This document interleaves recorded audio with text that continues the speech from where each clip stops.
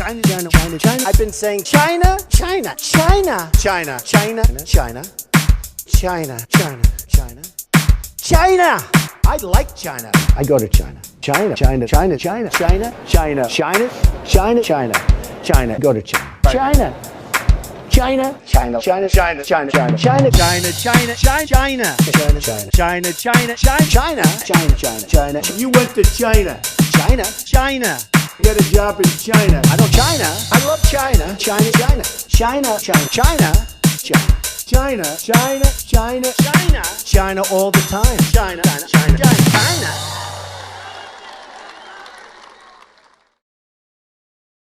And by the way, I love China.